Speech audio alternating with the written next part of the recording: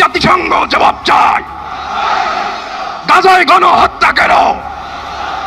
জাতিসংঘ জবাব চায়।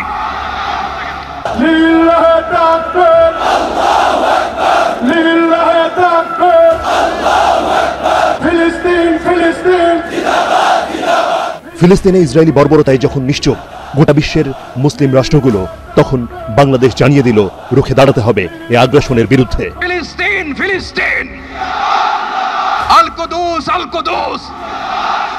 সব মত পথ মিলেছিল এক গন্তব্যে, এক ঠিকানায়, ঢাকার ঐতিহাসিক সোহরাওয়ার্দী উদ্যান।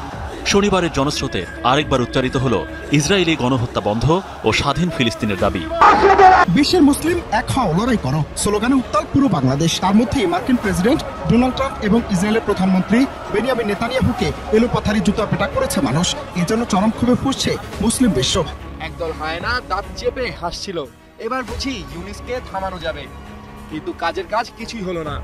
এক চিঠিতেই বাজিমাত করলেন ডক্টর ইউনুস।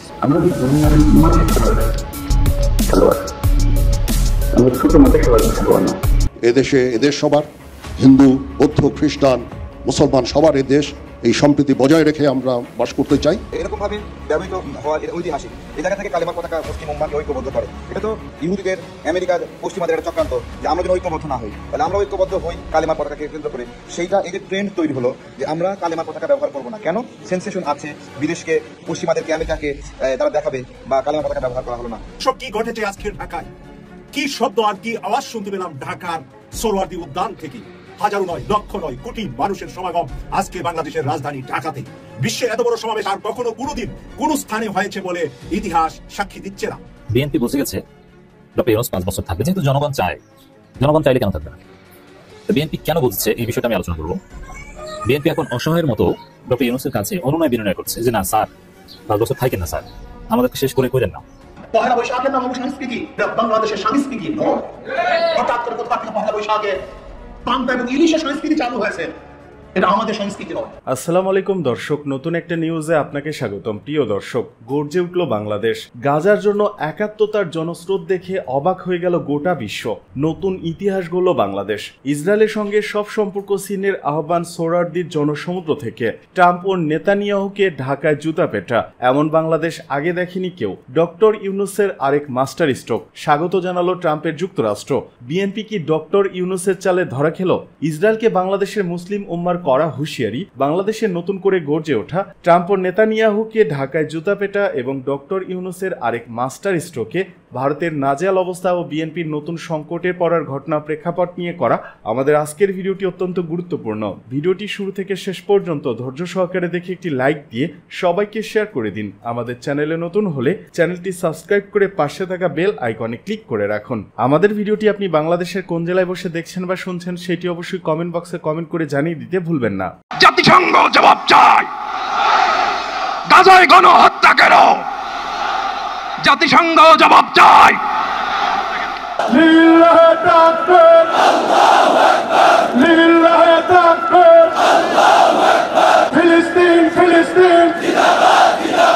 ফিলিস্তিনে ইসরায়েলি বর্বরতায় যখন নিশ্চুপ গোটা বিশ্বের মুসলিম রাষ্ট্রগুলো, তখন বাংলাদেশ জানিয়ে দিল রুখে দাঁড়াতে হবে এই আগ্রাসনের বিরুদ্ধে। ফিলিস্তিন ফিলিস্তিন, আল কুদুস আল কুদুস। ফিলিস্তিন ফিলিস্তিন। গাজার হাজার হাজার শহীদ ও নারী শিশুদের জন্য হৃদয়ে যেন রক্তক্ষরণ হচ্ছে বাংলার মুসলমান ও শান্তিপ্রিয় মানুষের। ঢাকার মার্চ ফর গাজা কর্মসূচিতে অংশ নেয় লাখ লাখ মানুষ। বলা হচ্ছে ইসরায়েলের বিরুদ্ধে দেশের ইতিহাসের অন্যতম এই গণজমায়েত। স্পষ্ট বার্তা আসে, গাজা উইল বি ফ্রি। اليوم نحن نشاهد في فلسطين أن إسرائيل تهجم في هذه الأيام وفي الأيام القادمة على الإسرائيليين المظلومين منذ 70 عاما أو أكثر من ذلك। যে জমায়েতের শুরু হয় সকাল থেকেই, দুপুর না হতেই সোহরাওয়ার্দী উদ্যানের এই গণজমায়েত ছড়িয়ে পড়ে Ramna park, press club Paltan, Shahbag, Bangla motor সহ পুরো ঢাকা শহরে। রাজপথ থেকেই ফিলিস্তিনিদের জন্য সংহতি জানিয়েছেন কয়েক লাখ মানুষ।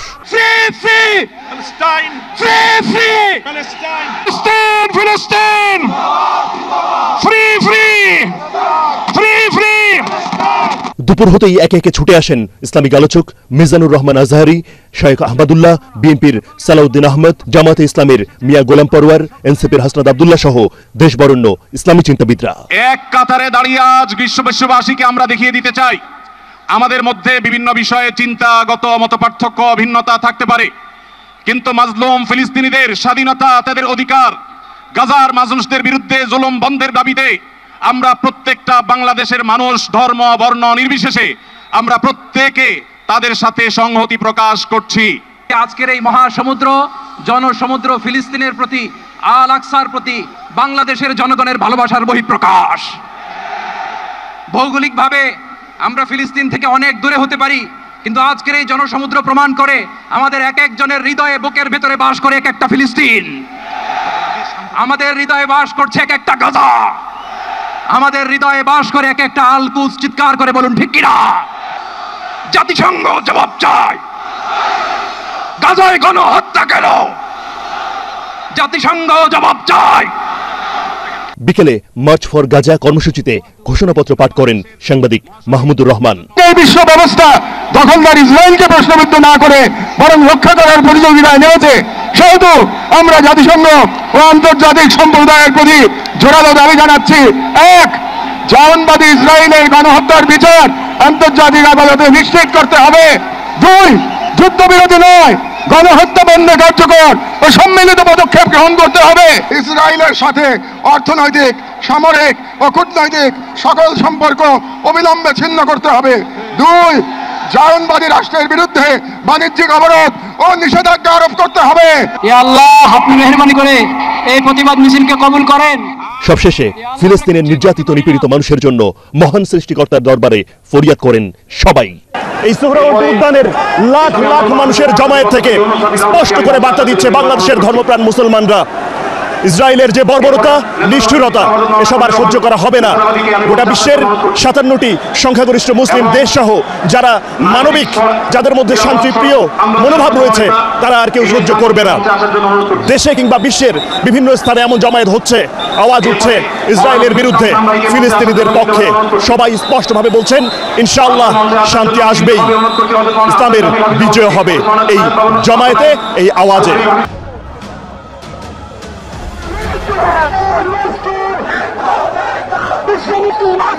বিশ্বের মুসলিম এক হও, লড়াই করো স্লোগানে উত্তাল পুরো বাংলাদেশ। তার মধ্যে মার্কিন প্রেসিডেন্ট ডোনাল্ড ট্রাম্প এবং ইসরায়েলের প্রধানমন্ত্রী বেনিয়ামিন নেতানিয়াহুকে এলোপাথারি জুতা পেটা করেছে মানুষ। এজন্য চরম ক্ষোভে ফুঁসছে মুসলিম বিশ্ব। তবে তাদের সরাসরি নয়, ট্রাম্প এবং নেতানিয়াহুর প্রতিকৃতিকে জুতা পেটা করা হয়েছে। সকাল থেকে সোহরাওয়ার্দী উদ্যানে উপস্থিত হয় সকল শ্রেণী পেশার মানুষ। এমন হয়েছে এজন্য এমন বাংলাদেশ দেখেনি কখনো কেউ।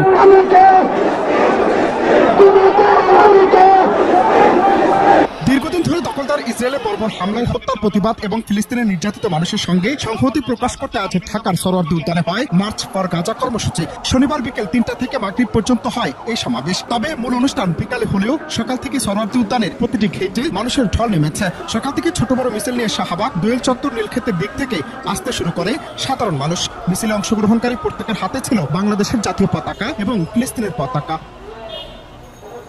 পবিত্র কোরআন তেলাওয়াতের মাধ্যমে সোহরাওয়ার্দী উদ্যানে এই কর্মসূচির সূচনা হয়। এরপর জনগণকে স্লোগানে উৎসাহ এবং বক্তব্য দেন আস-সুন্নাহ ফাউন্ডেশনের চেয়ারম্যান শায়েখ আহমদুল্লাহ এবং Islamic scholar doctor Mizanur Rahman Azhari. এ সময় মুফতি রেজাউল করিমের উপস্থাপনায় বক্তব্য দেন অনেকে। এদিকে মার্চ ফর গাজা কর্মসূচির ঘোষণাপত্র পাঠ করেন দৈনিক আমার দেশ সম্পাদক মাহমুদুর রহমান। অপরদিকে গণজামায়াত কর্মসূচিকে কেন্দ্র করে রাজধানীর কারওয়ান বাজার ও বিভিন্ন এলাকায় আইন শৃঙ্খলা রক্ষাকারী বাহিনী অবস্থান নেয়। আমরা ফিলিস্তিন থেকে অনেক দূরে হতে পারি, কিন্তু আজকের এই জনসমুদ্র প্রমাণ করে আমাদের এক একজনের হৃদয়ে, বুকের ভিতরে বাস করে এক একটা ফিলিস্তিন।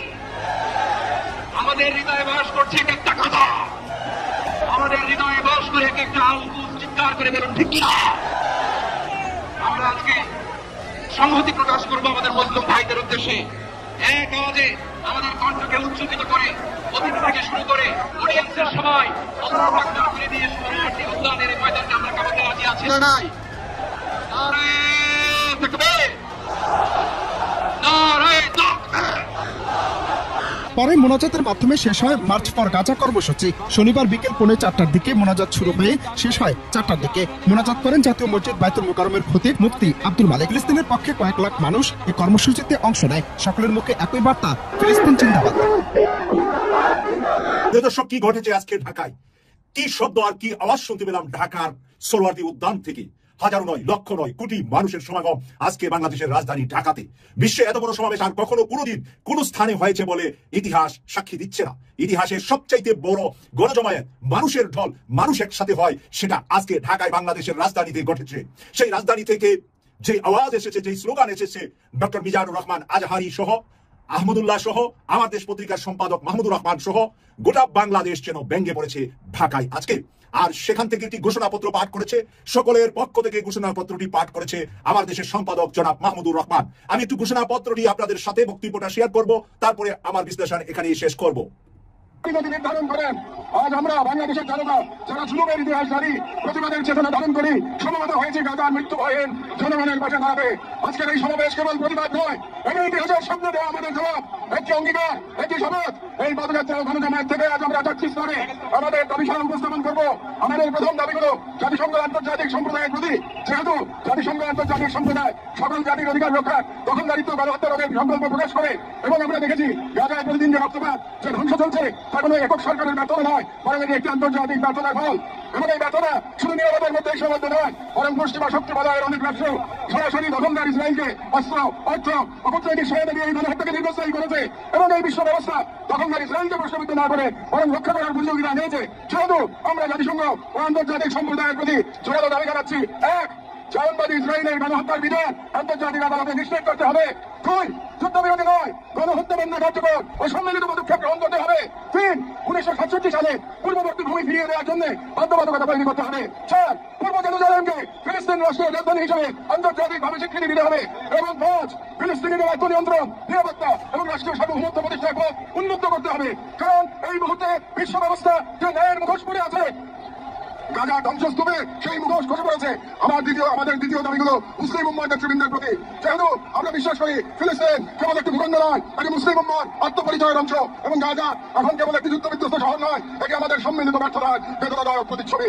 এবং প্রিয় দর্শক, আপনারা মাহমুদুর রহমান সাহেবের কণ্ঠে কথাগুলো শুনতেছিলেন। এটা যেন কণ্ঠ নয়, এটি যেন গাজায় উনি পৌঁছে বিদ্রোহ ঘোষণা করছেন, এবং বিদ্রোহ করছেন সেই ইসরায়েলের বিরুদ্ধে নয়, যারা এই ইসরায়েলকে রক্ষা করছে, রক্ষকদের বিরুদ্ধে এই বিদ্রোহ। এই বিদ্রোহ আজকে সারা গোটা জাতির পক্ষ থেকে, বিশ্ববাসীর পক্ষ থেকে যেন এই বিদ্রোহ ঘোষণাটি করেছেন আমার দেশের মাহমুদুর রহমান সাহেব। এই মাহমুদুর রহমান সাহেবের মতন লোকেরা যদি বাংলাদেশের রাষ্ট্রপতি হতেন, তিনি যদি এই মুহূর্তে বাংলাদেশের রাষ্ট্রপতি থাকতেন, তাহলে কতই না বাংলাদেশ বিশ্বব্যাপী এই বিষয়ে কথা বলতে পারত। কিন্তু দুর্ভাগ্য, আমাদের চুপ্পুর মতন একজন কুলাঙ্গার বাংলাদেশের রাষ্ট্রপতি আছে, আর চুপ্পুকে রাখার জন্য বাংলাদেশের অনেকেই কথা বলছে। মাহমুদুর রহমান স্যারের নাম প্রস্তাব এসেছিল, চুপ্পুকে বাদ দিয়ে এই আমার দেশের সম্পাদক, সংগ্রামী সাংবাদিক, যাকে আদালতে এই কুলাঙ্গার হাসিনার কুসন্তানরা রক্তাক্ত করেছিল, হত্যা করার চেষ্টা করেছিল, সেই মাহমুদুর রহমান সাহেব বেঁচে গিয়ে পরবর্তীতে মালয়েশিয়া এবং তুরস্কে বেশ কয়েক বছর অবস্থান করে স্বৈরাচার হাসিনার বিরুদ্ধে স্লোগান, বক্তব্য, লিখনীতে মুখরিত ছিলেন ওনার পুরাটা জীবন। এবং বিদেশে থেকে টকশো বিভিন্ন কিছুতে স্বৈরাচারের বিরুদ্ধে আন্দোলন সংগ্রাম করে বাংলাদেশ যেদিন স্বাধীন হলো, দ্বিতীয় স্বাধীন, তার এক সপ্তাহের মাথায় বাংলাদেশে পৌঁছলেন, এবং কয়েকদিন কারাগারে থেকে, আদালত থেকে মুক্ত হয়ে বর্তমানে বাংলাদেশের মুখপাত্র হিসাবে কাজ করছেন আমার দেশ। আমার দেশ শুধু একটি পত্রিকা নয়, এটা এখন মানুষের হৃদয়ের ভাষা যেন বুঝে। আর তার সংগ্রামী সম্পাদক মাহমুদুর রহমান সাহেব আজকে ফ্রি প্যালেস্টাইনের সর্বোচ্চ ঘোষণাটি উনার মুখ দিয়ে দিয়েছেন। সকল আলেম ওলামা, বাংলাদেশ জামাত ইসলামীর সেক্রেটারি জেনারেল সেখানে ছিলেন, বিএনপির কেন্দ্রীয় নেতা বেশ কয়েকজন উপস্থিত ছিলেন এখানে, সকল ইসলামী দলগুলার নেতৃবৃন্দ, এবং বাংলাদেশের বেশ কিছু সোশ্যাল মিডিয়া থেকে শুরু করে নিরাপদ সড়ক চায়ের ইলিয়াস কাঞ্চন থেকে শুরু করে আমরা সবাইকে আজকে স্টেজে দেখেছি। তাই এই সুন্দর স্টেজে সুন্দর আলোকিত করেছে আজকে বাংলাদেশকে পৃথিবীর বুকে অনেক বড় স্থানে নিয়ে গিয়েছে আজকের আলেম ওলামারা। বিএনপি বুঝে গেছে ডক্টর ইউনূস 5 বছর থাকবে, যেহেতু জনগণ চাইলে কেন থাকবে না। তো বিএনপি কেন বুঝছে এই বিষয়টা আমি আলোচনা করবো। বিএনপি এখন অসহায়ের মতো ডক্টর ইউনূসের কাছে অনুনয় বিনয় করছে যে না স্যার, 5 বছর থাকেন না স্যার, আমাদেরকে শেষ করে কইলেন না। আসলে ডক্টর ইউনূস বিএনপির বিরুদ্ধে না, এবং বিএনপি শেষ করছে না, বিএনপি নিজেদের পায়ে কুড়াল মারছে। তারা যদি চাঁদাবাজি করে, লুটপাট করে, ধর্ষণ, দুর্নীতি, নারী নির্যাতন এগুলো করে, তাহলে তারা কেন শেষ হবে না? শেষ তো হতেই হবে। কিন্তু বিএনপির মধ্যে প্রচন্ড ভয় ঢুকেছে যে ডক্টর ইউনূস 5 বছর থাকেন। 5 বছর থাকলে সবচেয়ে বড় যে সমস্যা, ডক্টর ইউনূস থাকুক বা না থাকুক, বিএনপি শেষ। কিন্তু সবচেয়ে বড় সমস্যা বিএনপি যখন বইরে খাটাস নেতাগুলো, এই নেতাগুলোর মৃত্যুটা এমন একটা সময় হবে যে বিএনপি সুদিনও তারা দেখে যেতে পারবে না। তারা চায় যে সে জীবনে একটু এমপি মন্ত্রী হিসেবে মারা যায়, কিন্তু এই সৌভাগ্য তাদের হবে না। তো বিএনপি আসলে সত্যি সত্যি বিশ্বাস করে যে ডক্টর ইউনূস মনে হয় 5 বছর থাকবে। এটা বুঝতে পেরে কঠিন পরিস্থিতি পরে এখন অনুনয় বিনয় করছে। আমি বলছি যে অনুনয় বিনয় কাজ হবে না, জনগণ চাইলে ডক্টর ইউনূস থাকবে। স্বরাষ্ট্র উপদেষ্টা যে বলেছেন মানুষ চায় এই সরকার 5 বছর থাকুক, এই কথাটা অত্যন্ত তাৎপর্যপূর্ণ যে মানুষ চায় যেহেতু তারা থাকবে। এটা সরাসরি বলবেন আমরা রাখবো।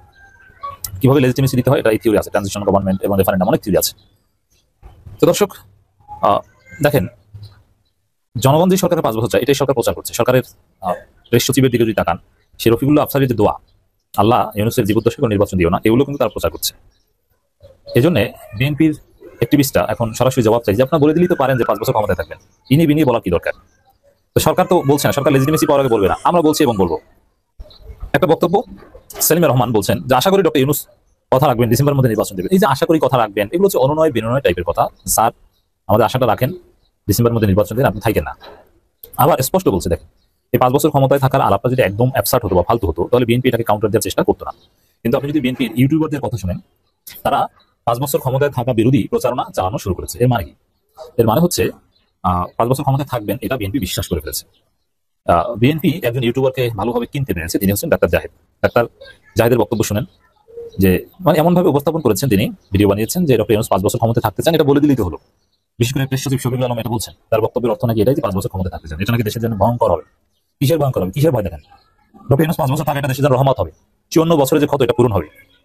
স্বাধীন বাংলাদেশে এখন পর্যন্ত যা হয়নি, ডক্টর ইউনূস 5 বছর থাকলে তা হবে। দেখেন না কি করেছে, এই 8 মাসে যা করেছে, এই ধ্বংসস্তূপের উপর দাঁড়িয়ে এত সুন্দর কাজ করতে পেরেছে, অতএব ভয়ঙ্কর পরিণতি কেন হবে? এইসব থ্রেট কি থ্রেট দেন? বোমবান থ্রেট, হাবিজাবি থ্রেট। অন্তর্বর্তী সরকার 5 বছর ক্ষমতায় থাকার কোনো অধিকার নেই বলে মন্তব্য করেছেন বিএনপি থেকে সদস্য সেলিম রহমান। কিন্তু জনগণ এই মন্তব্যের বিরুদ্ধে কি বলছে? অধিকার নাই তো তোদের আছে, ডক্টর ইউনূস 5 বছর, ডক্টর ইউনূস 5 বছর, হাজার হাজার কমেন্ট এই নিউজের নিচে।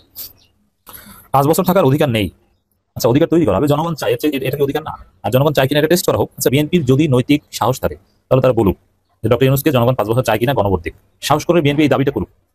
ডক্টর ইউনূস যদি অধিকার নাই থেকে থাকে, অধিকার কিভাবে থাকে? জনগণ চাইলে অধিকার, জনগণ না চাইলে অধিকার নেই। তো এখন আসলেই জনগণ চাই কিনা, এই জন্য গণভোট দেওয়ার দাবি বিএনপি সাহস করে করুক। পারবেন করতে? এটা পারবেন না। বোঝা যায় যে ডক্টর ইউনূসের 5 বছর ক্ষমতায় থাকার অধিকার আছে। প্রধান উপদেষ্টা ডক্টর মোহাম্মদ ইউনূসকে অত্যন্ত গুণী ব্যক্তি আখ্যা দিয়ে তিনি বলেন বিএনপি তার উপর আস্থা রাখে, আশা করি তারা যেন প্রতিশ্রুতি দেয়। এই যে গুণী ব্যক্তি আখ্যা দিয়ে আশা করি প্রতিশ্রুতি রাখবেন, এগুলো হচ্ছে অনুনয় বিনয়। অনুনয় বিনয়। দর্শক এখানে একটা বিষয় আছে, দেখেন বিএনপি কতটা ডিলেমায় পড়েছে। পারছে না ডক্টর ইউনূসের বিরুদ্ধে বলতে, পারছে না ডক্টর ইউনূসকে 5 বছর ক্ষমতায় থাকার যে জনগণের প্রত্যাশা সেটাকে সমর্থন দিতে। এই ডিলেমার মধ্যে কোনো একটা দল ভালো করতে পারবে না। সেলিম রহমান বলেন মানুষ গণতন্ত্র চায়, এই গণতন্ত্র পুনরুদ্ধার করতে হলে অবশ্যই অবাধ সুষ্ঠু নির্বাচন হবে, সরকার গঠন করতে হবে। ডক্টর ইউনূসকে চায় কিনা? মানুষ ডক্টর ইউনূসকে চায়, ভোট টোট এগুলো চায় না। এইসব গণতন্ত্রের বড়ি খাওয়াইয়ে লাভ নেই। মানুষ ডক্টর ইউনূসকে চায় কিনা, গণভোট দেওয়ার দাবি করেন, সাহস থাকলে কোশ্চিনকালও পারবেন না। এদিকে প্লট দুর্নীতির 3 মামলা, শেখ হাসিনা, রেহেনা ও টিলুপের বিরুদ্ধে গ্রেপ্তারি পরোয়ানা। রাজুক থেকে 30 কাঠা প্লট গ্রহণের পৃথক 3 দুর্নীতির মামলায় সাবেক প্রধানমন্ত্রী শেখ হাসিনা, তার বোন শেখ রেহেনা, রেহেনার ছেলে রদন মুজিব সিদ্দিক ববি, মেয়ে টিলিপ রিজওয়ানা সিদ্দিক ও আজমিনা সিদ্দিক সহ 53 জনের বিরুদ্ধে গ্রেপ্তারি পরোয়ানা জারি করেছেন আদালত। আজ রবিবার ঢাকার মেট্রোপলিটন সিনিয়র স্পেশাল জজ জাকির হোসেন গালিব এ পরোয়ানা জারির আদেশ দিয়েছেন। দুদকের আদালতের প্রসিকিউশন বিভাগের সহকারী পরিচালক আমিনুল ইসলাম বলেন, এদিন মামলাগুলোয় দুদকের দেয়া চার্জশিট আমলে গ্রহণ করে আসামিরা পলাতক থাকায় আদালত গ্রেপ্তারি পরোয়ানা জারি করেন। একই সঙ্গে আসামিদের গ্রেপ্তার করা গেল কিনা এ সংক্রান্ত প্রতিবেদনের জন্য 27 এপ্রিল তারিখ ধার্য করেছেন আদালত। এর আগে গত 10 এপ্রিল রাজুকের প্লট বরাদ্দের দুর্নীতির অভিযোগে দুদকের করা মামলায় শেখ হাসিনা, মেয়ে সাইমাউজেদ পুতুল সহ 18 জনের বিরুদ্ধে গ্রেপ্তারি পরোয়ানা জারি করেন একই আদালত। ক্ষমতার অপব্যবহার ও অনিয়মের মধ্য দিয়ে পূর্বাচল নতুন শহর প্রকল্পে 10 কাঠা প্লট নেওয়ার অভিযোগে শেখ রেহেনার বিরুদ্ধে গত 13 জানুয়ারি মামলা করেন দুদকের উপপরিচালক সালাউদ্দিন। মামলায় টিলিপ রিজওয়ানা সিদ্দিক, শেখ হাসিনা সহ 15 জনকে আসামি করা হয়। মামলাটি তদন্ত শেষে গত 10 মার্চ তদন্তপ্রাপ্তে আরো 2 আসামি সহ শেখ রেহেনা, শেখ হাসিনা, টিলিপ রিজওয়ানা সিদ্দিক সহ 17 জনের বিরুদ্ধে আদালতে চার্জশিট দাখিল করেন মামলার তদন্ত কর্মকর্তা দুদকের সহকারী পরিচালক আফনান জান্নাত কেয়া।